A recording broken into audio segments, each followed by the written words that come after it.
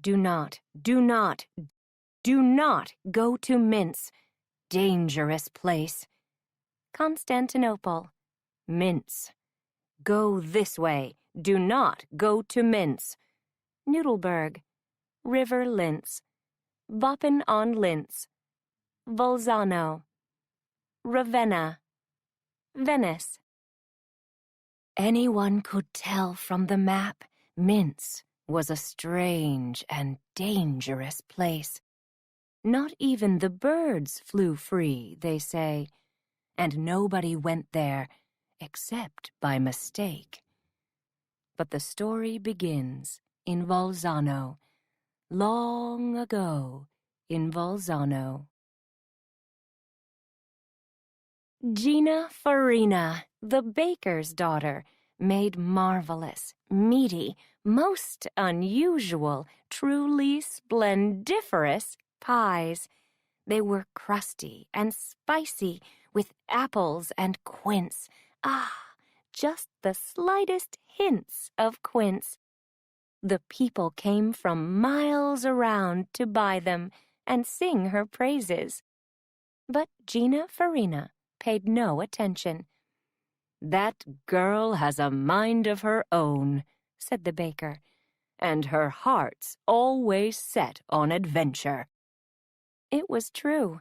She'd count the weeks until the traveling players came, for they told tales of splendid Ravenna and Venice, where streets were rivers, and Constantinople, city of jewels.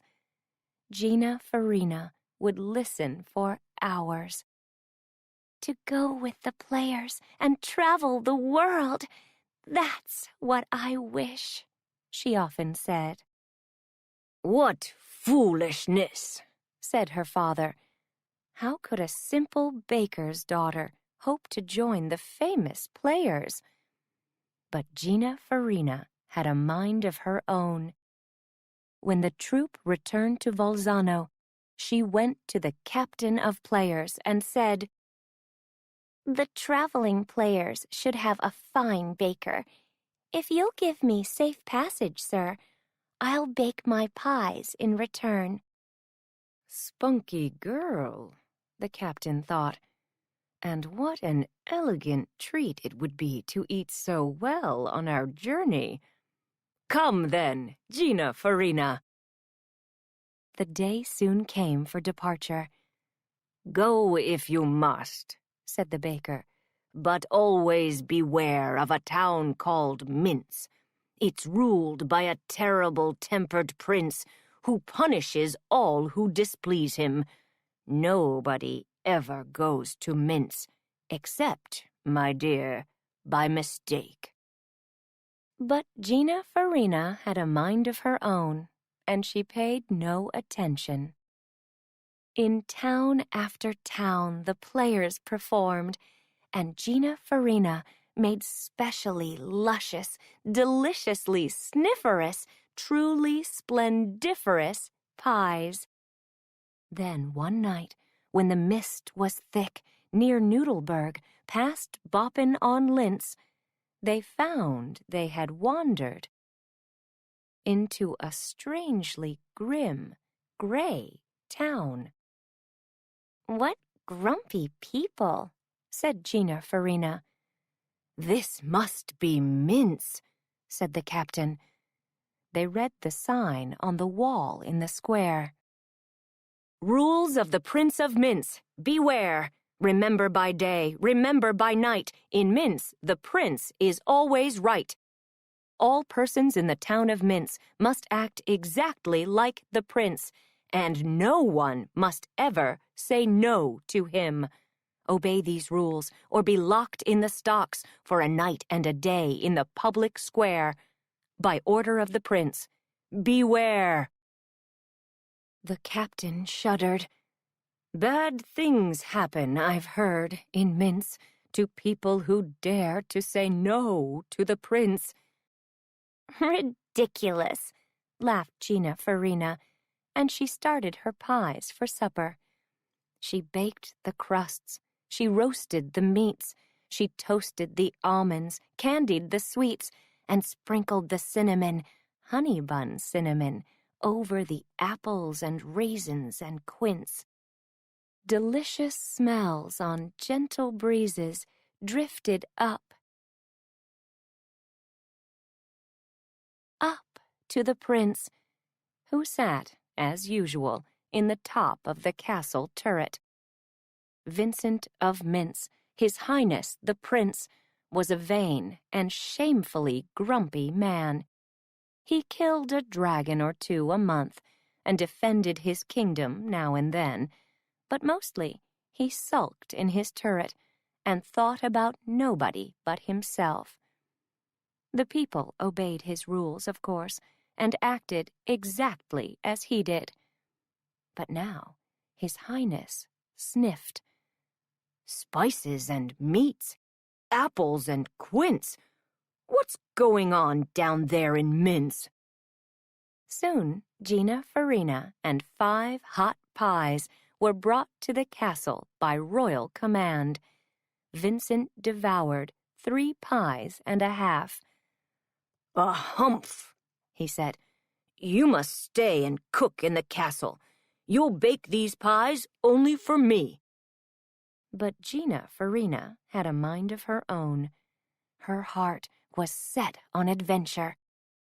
She looked the prince in the eye and said, "No, thank you, Prince." What did she say? She said no to the prince. But nobody ever says no to the prince. It's never been done before in Mintz. Oh, nobody ever says no to the prince. Vincent thundered, "You'll cook in the castle." "Ridiculous," laughed Gina Farina. "I'm going to see what the world is like. Now, if you'll excuse me, sir." Then Gina Farina went down to the town to finish her pies for supper. Up in the castle, Vincent raged, and since in Mintz, whatever the prince did, Mintz did, people in town did the same. Vincent stormed, "How dare that girl say no to me? She must be punished." He called for his wisest advisers. "If she's locked in the stocks in the square," they said, "she cannot bake pies for your highness. First, give her 3 chances to change her mind." Humph," said the prince. The wisest advisers continued, "Your highness himself must persuade the maiden, for the pies would be bitter with the baker in chains." Humph," grumped His Highness. "Make me a plan." And so, of course, they did.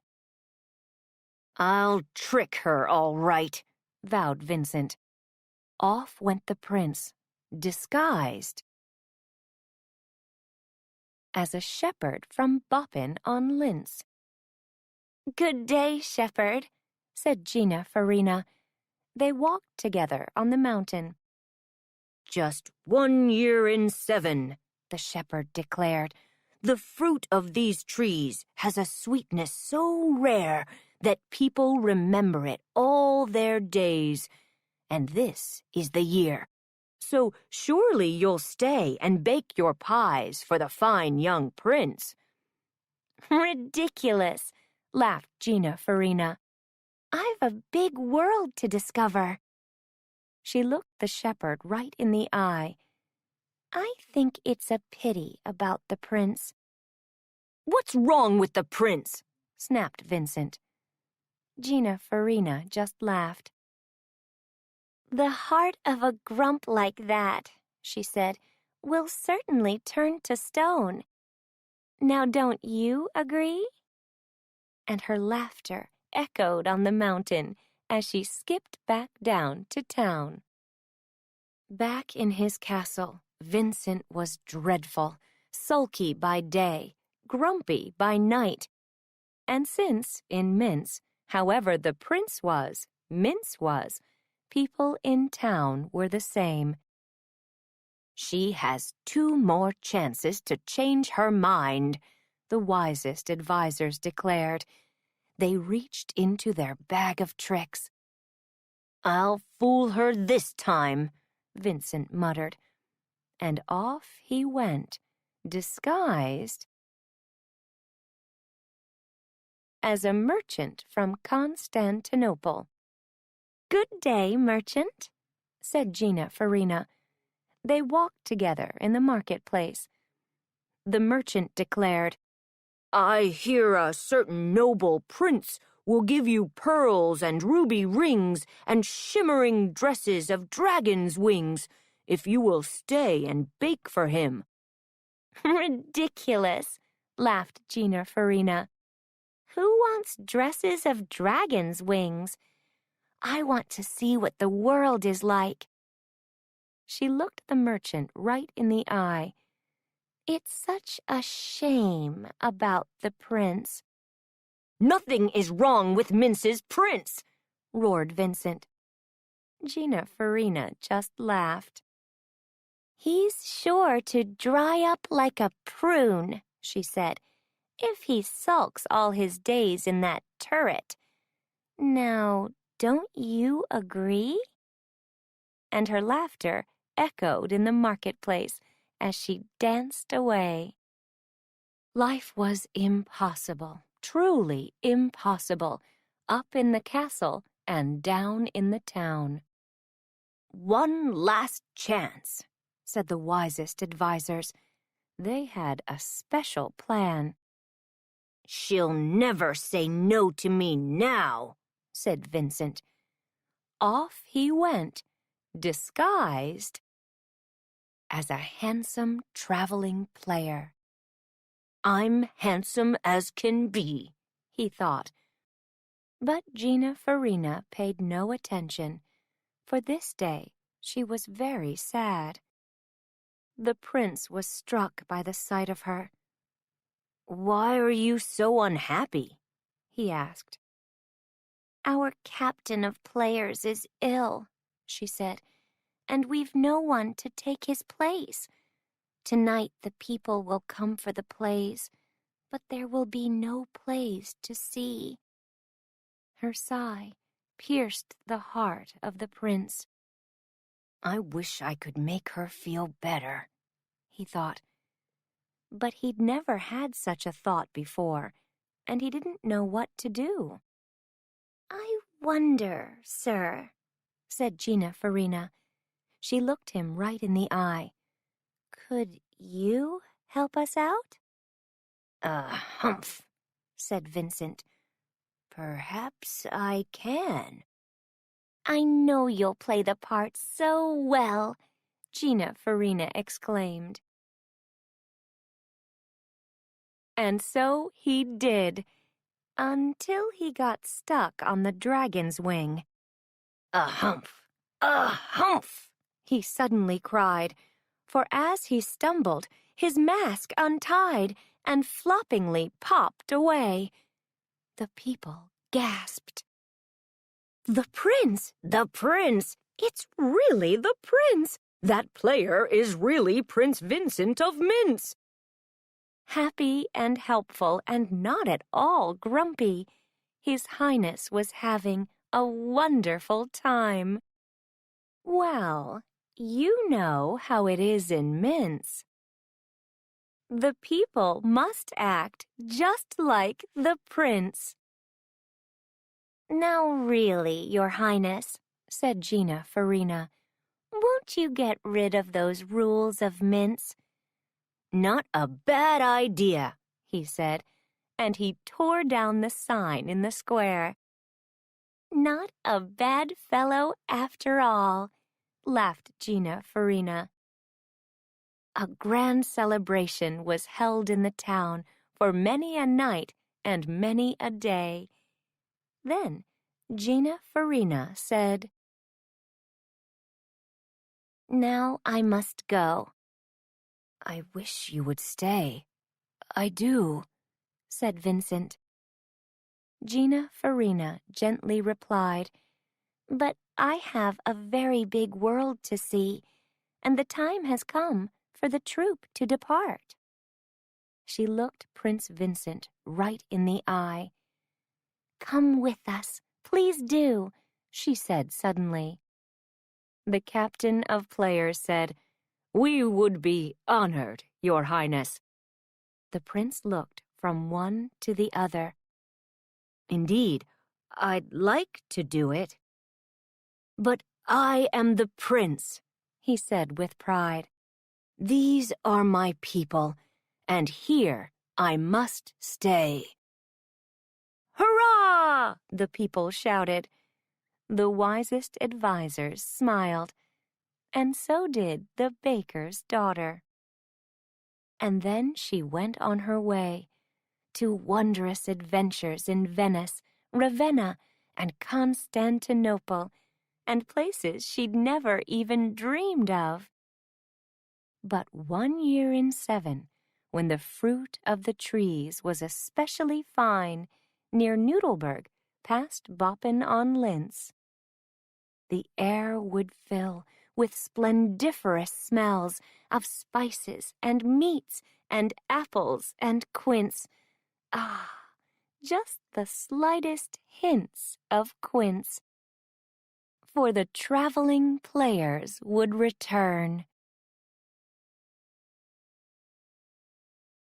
Then Gina Farina would laugh again with the Prince of Mintz, and the sound of their laughter had a sweetness so rare that people remembered it all their days.